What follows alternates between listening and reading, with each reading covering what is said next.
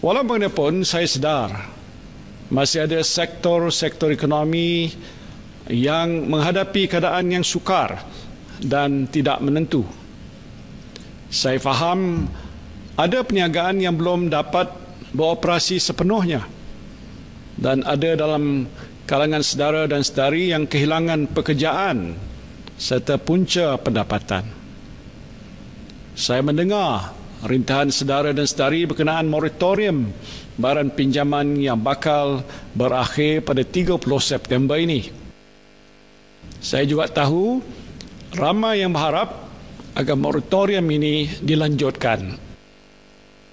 Oleh itu, saya telah berbincang dengan Menteri Keuangan dan Governor Bank Negara untuk mencari jalan penyelesaian kepada masalah yang dihadapi oleh sebahagian daripada saudara-saudari yang masih memerlukan bantuan selepas tempoh moratorium berakhir. Jadi pada hari ini saya dengan sukacitanya ingin mengumumkan bahawa Kerajaan Perikatan Nasional telah bersetuju untuk melaksanakan lanjutan moratorium dan bantuan bank bersasar yang lebih berfokus khusus untuk golongan yang benar-benar memerlukan, iaitu pertama, bagi individu yang kehilangan pekerjaan pada tahun 2020 dan masih belum mendapat pekerjaan baru. Anda akan menikmati moratorium lanjutan bersasar untuk tempoh 3 bulan. Selepas 3 bulan, tempoh moratorium boleh dilanjutkan oleh bank-bank bergantung kepada situasi individu masing-masing.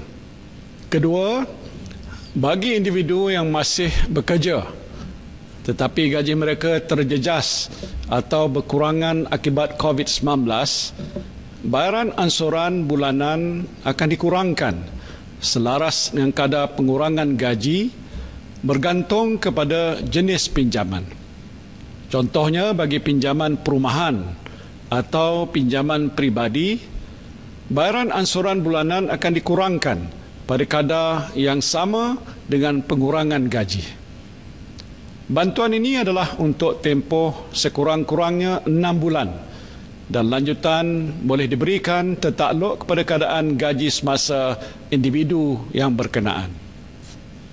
Di samping itu, bank-bank telah memberikan komitmen untuk membantu semua peminjam individu atau PKS, baik peniaga, penjaja atau mereka yang bekerja sendiri yang turut terkesan akibat COVID-19.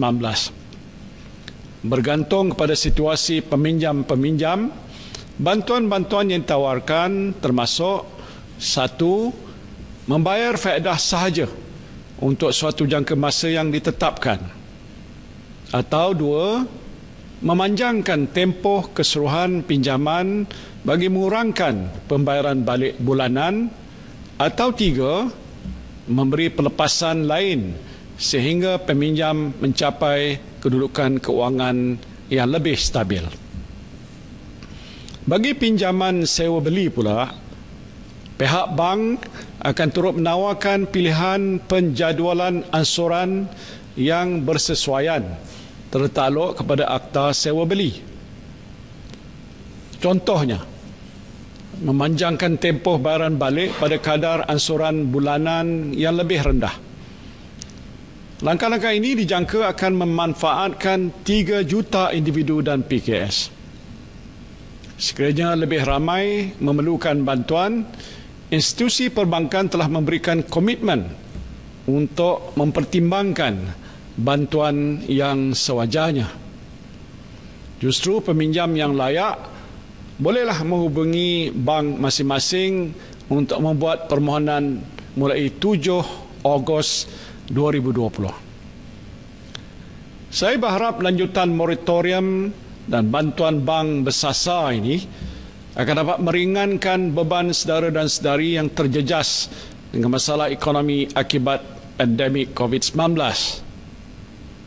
Keputusan yang dibuat oleh kerajaan ini dengan kerjasama institusi perbankan di negara kita diharapkan dapat menyokong kemampanan perniagaan membantu usaha memulih serta melonjakkan semula ekonomi negara dan menjamin kesejahteraan hidup anda semua. Dengan pengumuman ini, saya harap Mak Cikiah, Pak Saleh, Encik Lee, Puan Rani, Encik Douglas, malahan semua rakyat Malaysia dapat menarik sedikit nafas lega sementara kerajaan dan pihak industri berusaha untuk memulihkan semula ekonomi negara kita. Saya cuma nak berpesan, jaga kesihatan, jaga diri baik-baik. Virus COVID-19 masih ada di luar sana. Jadi demi kebaikan anda dan kita semua, sentiasalah amalkan penjarakan sosial, pakai pelitup muka di tempat awam, elakkan tempat yang sempit dan sesak, dan jangan rasa kekok untuk amalkan norma baru dalam kehidupan kita. Sama-samalah kita berdoa, semoga kita semua dihindari daripada jangkitan virus COVID-19. Wabillahi taufiq wal hidayah. Wassalamualaikum warahmatullahi wabarakatuh.